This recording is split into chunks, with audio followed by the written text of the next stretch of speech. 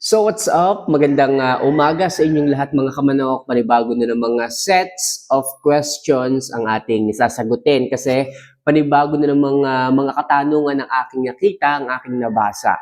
Kaya mga kamanok, kung ikaw man ay isa sa nag-comment sa aking mga videos, hayaan mong sagutin ko yung katanungan mo. Okay? So napakaraming katanungan yung ating nakita. Okay? Kaya mga kamanok, agad po ay naggawa agad ako ng video para mabigyan kayo ng agarang kasagutan. Well, mga kamanok, bago po natin to simulan, lagi ko pong sinasabi at inire-request sa inyo, wala naman po itong bayad if ever na nagugustuhan po ninyo yung mga advice, yung mga topics, yung mga kasagutan na aking ibinabahagi. Huwag niyo sanang kalimutan na mag-subscribe, mag-like, okay? Kasi yan po ang makakatulong upang makita niyong muli yung susunod kong uploads, yung susunod kong sagot sa katanungan ninyo. Yung kulay pula pong buttons dyan, subscribe ang nakalagay, pindutin nyo lang po yun, i-all nyo lang po all, may lalabas doon na all, huwag nyo po yung kalilimutan, wala man po yung bayad, yun po ang magsasuggest sa inyo o magpapakita muli ng aking susunod na video na gagawin. Kaya mga kamano, kung nakapag-subscribe ka na, nakapag-like at nakapag-comment, maraming salamat. At simulan na po natin ang ating topic, yung ating mga kasagutan na sasagutin ngayong araw na to. Okay? So, ang unang katanungan, shout out muna natin yung nagtanong. So, si Jaynard Publico. Ayan, so mega shout out sa iyo, Jaynard Publico. Ito yung katanungan mo. Idol, pwede pa ba kahit may masamang amoy yung fermented Jackie Oats? Okay, so mga kamano, kung kayo po ay first timer or baguhan pa sa pag-ferment, pagbuburo o pagbababad ng Jackie Oats, okay? Normal po yun kasi halos 90% nung mga nakapag-try, especially yung mga baguhan, sinasabi nila hindi daw maganda yung amoy ng fermented Jackie Oats. Well, mga kamano, kung sinunod nyo po ng maayos, gumamit po kayo ng mineral water sa pagbababad. Hinugasan nyo po yung oats bago nyo ibabad kung magabok, kung madumi, okay? Pero kung hindi naman po magabok, hindi naman po madumi, pwede po yung erekta na. Erekta sa lalagyan, lagyan ka agad ng mineral water, takluban, at araw-araw haluin. And after a week, makikita po ninyo, magkakaroon po yan ng bula-bulang puting-puti sa ibabaw. Parang bubula-bula po yan. Okay? Tapos makikita nyo po, yung grains niya, yung mismong butil ng oats, humihilab po, tumataba po siya. Kung nung una, nung mailagay ninyo sa lalagyan o nung pagkabili ninyo yung Jackie Oats, nakikita nyo para siyang palay na matutulis. After a week or day by day na lumilipas, makikita po ninyo halos maging maging diamond or parang mga bilog-bilog dahil siya po ay humihilab, lumalaki o tumataba po siya. So kung nasunod nyo naman po yung tamang procedure na aking sinasabi sa inyo palagi, wala kayong magiging problema. Okay, possible yung naaamoy mo na hindi mo gusto, yun ang proseso ng fermented Jackie Oats o yun ang proseso ng fermentation process. So natural po yun. As long as may makikita kayong puti-puti sa ibabaw na bumubula-bula, yun po ang sign na mataas na po ang minerals and nutrients na meron sa inyong ginawang Jackie Oats. Wala kayong maling ginawa. And halos karamihan nung sumunod sa procedure, maayos naman. Medyo nag-aalinlangan lang sila dahil sa amoy, dahil sa kakaibang reaksyon na kanilang napansin doon sa fermented Jackie Oats. Okay? So kung medyo mabaho-baho at hindi ka pa sanay, maraming kagaya mo ang naka-experience niyan. Pero tama po yan. Okay, so Jaynard Publico, sana nasagot ko ng maayos yung katanungan mo. Okay, so mga kamanok, sa mga magtatanong, ganito po ako sumagot. Sadya talagang hinihimay ko yung bawat detalyeng ibibigay sa inyo. Okay, kung kailangan nating umubos ng 5 minutes o higit pa para lang ipaliwanag sa inyo kung ano yung sagot sa katanungan ninyo, gagawin po natin. Kaya mga kamanok, if ever na nagugustuhan nyo yung paraan ko ng pagsagot, huwag nyo sanang kalimutan na mag-subscribe at mag-like. At syempre, mag-comment ka na rin. Okay, so proceed tayo sa susunod na katanungan. Kaya, so ito si Anthony Hunto. Gusto lang nito magpa-shoutout. So mega shoutout Anthony Hunto, mega shoutout po sa'yo. Okay, salamat sa panonood. So ito galing Chris Coraje. Ayan. So, Chris, ang tanong niya is, tanong ko lang po, pwede po ba ang 7 months na lalaki na gamitin sa breeding? Okay? So, 7 months. Para sa akin, masyado pa yung bata mga kamanok. Possible, ang aanakin po nila, kung 7 months ang gagamitin yung tandang, then medyo bata rin ang inahin, ang aanakin yan mahihina. Hindi po kaagad ganun na mataas yung porsyento na sila ay lalaking malusog. Kasi yung mga first timer o yung basal na mga itlog, mga pisa, na mga sisi, maliliit po yan.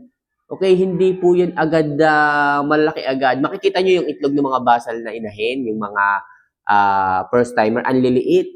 Okay, mga ganyan lang kalalaki. Titimbangin ninyo parang mga 30 grams lang or 35, pinakamalaki na yon. Okay, so generation by generation nga ba tawag yun? Or kada pisa nung mga itlog. Halimbawa, ngayon, nung itlog, 10, naglimlim, then sunod ng itlog ulit, pumisa, naglimlim. So, sa pagdami po ng kanyang naiitlog o sa kanilang bawat nalilimliman, doon po nagkakaroon ng paglaki ang bawat itlog. Okay, kaya mga kamanok, habang tumatagal, umiidad yung isang inahin, nakikita nyo, lumalaki din po ang kanyang bawat iniitlog. Kaya mahalaga po yung gulang. Okay, hindi naman sobrang gulang. Yung pinagugulang-gulang natin ng konti ang isang inahin at ang isang tandang. Para sa akin, ang po pwede nyo siyang gamitin, especially yung tandang, is 1 year old. Hanggat maaari, yan yung minimum age na maaari nyong gamitin sa breeding ng isang tandang. At ang inahin, ganun din po minimum hanggat maaari. Bakit po? Para po ma-maximize po ninyo yung magagandang katangian ng mga materialis ninyo. Kung masyadong bata, mahihina po ang sisiw. Kung masyadong bata, maliliit po ang itlog pa. Kaya hanggat maaari, palipasin natin ng ilang mga buwan pa. Kung maaari, minimum nga po tayo ng 1 year old kahit tandang, kahit inahin. Para makuha nyo po talaga yung maximize na ganda ng mga palahi. Malalaki ang itlog, mataas ang libido ng tandang, wala kayong magiging problema. Okay, so Chris Coraje, sana nasagot ko ng maayos ang katanungan mo. So next question. So ito galing kay Saint Pierre Shakur. Ayan, so bossing, ilang scoop ng Jackie Oats pag pwede nang ipatuka. Okay, so mga kamanok, 10% lang po. 10%. Hindi po pwede tayo manghula-hula dito kasi pag sumobra po ang pagbibigay nyo ng fermented Jackie Oats, masyadong gagaan yung manok. Hindi magiging proportion yung katawan. So 10% lamang po. Kung halimbawa maghahalo ka sa patukan nila, kung halimbawa isa lang manok per chicken lang po ating gagawin. Bilangin mo muna 20 pieces ng butil ng Jackie Oats. Okay? So ngayon, tansyahin mo na lamang. Kung halimbawa 5 ang alaga mo, edi 20 times 5. Ibig sabihin, meron kang 100 pieces noong piraso ng fermented Jackie Oats. Then tingnan mo yung 100 piraso kung gano'ng karami. Pwedeng tansyahan, ganito karami yung 100 sa 5 manok, ganito lang karaming ihahalo ko. So, malalaman mo. Okay, mas madali. Sa umpisa, mahirap. Okay, kasi nangangapa ka. O kaya naman, sa 10 manok, 9 na takal ng patuka na ginagamit mo at 1 takal ng fermented Jackie Oats. Ganun po ang 10% na ratio ng fermented Jackie Oats pagdating sa pagkain ng ating mga alaga. Okay? So, malinaw tayo dyan. Sana po ay makatulong ito, Saint Pierre Shakur. Ayan. So, next question tayo. So, galing kay Adam Lopez. Ayan. So, Idol, tanong lang po, ano ang gamot sa bumblefoot ng manok? Okay, ito ang daming nagkakaproblema dito sa bumblefoot. Actually, mga kamanok, nagkaroon ako dati ng isang tandang. Isang tandang na aking ipinahiram sa aking tiyuhin noon. Okay, maayos ko yung ibinigay sa kanya. Pumpkin, ang kulay, magandang manok. Bakit nung pagbalik sa akin, nakita ko, numipis na yung katawan, may halak. Tapos, kita ko, may bumblefoot pa. Sabi ko, grabe naman. Hindi na alagaan ito ng maayos. So, anong gagawin ko dito? Pero alam nyo ba, kung ano ang pagaling o nagpaayos doon sa aking alaga? Okay? So, yung payat na katawan, yung pagkakaroon nyo ng bumblefoot, fermented Jackie Oats lang ang binigay ko mga kamanok. Okay? Sinubukan ko lang muna. Gawa ng sabi ko, gagamutin ko muna itong sipon, itong halak. So, habang ginagamot ko siya, ng ilang linggo Parang 2 linggo kasi halak talaga eh. Tumutunog talaga. So, antibiotic tayo, dire-diretso, 1 linggo. Then, linis natin yung lalamunan, pinaka-trachea dito, nililinis natin. Then, yung fermented Jackie Oats, yun ang ating ginagamit na pagkain sa kanya. Pero kasabay nung paggaling nung kanyang halak, kita ko, naghihilom din po mga kamanok yung kanyang bumblefoot, kaya ako ay natutuwa. Wala pa akong ginagawang aksyon. Wala pa akong ibinibigay na treatment. Pagdating sa bumblefoot, nakita ko, lumiliit. Okay, possible ito ay dahil sa ganda talaga nung Jackie Oats sa katawan ng ating mga alaga. Okay? So dahil maganda ang gut health ng manok, nahihil niya kung ano man yung problema sa katawan ng manok. Okay, so kaya mga kamanok dito, wala akong manok na meron ganyan. Walang bumblefoot. At ayun nga, meron kaisa-isahang manok ako galing pa sa aking tiyuhin na ipinahiram ko noon yung manok, nagkataong ibinalik sa akin. Ewan ko, siguro may sakit na o ano, something na gano'n, kaysa sa malamang nawala o nag-abroad yung manok, sinoli na sa akin. At yun ang kagandahan, naka-recover ulit siya, naging maayos ulit siya, naging healthy ulit siya. Yung sabi mong bumblefoot, wala pa akong ginagawang treatment, naging okay na ulit siya. Okay, maayos na. Kaya mga kamanok, sabi ko palagi sa inyo, Jackie Oats, napakaganda niya sa katawan. Pero kung hindi kayo satisfied, sa ngayon, kung hindi kayo satisfied at medyo malaki yung bumblefoot, so gasolina po ang aking nilalagay dyan.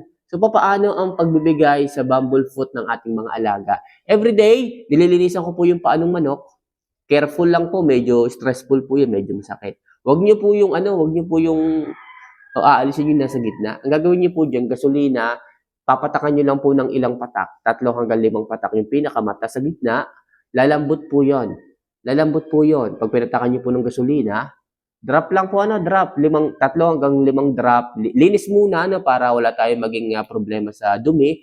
Patakan niyo lang po, araw-araw po ito hangga't hindi po lumalambot, hangga't hindi po humihiwala yung pinakamata doon sa pinakapalad ng manok, dire-diretso lang po.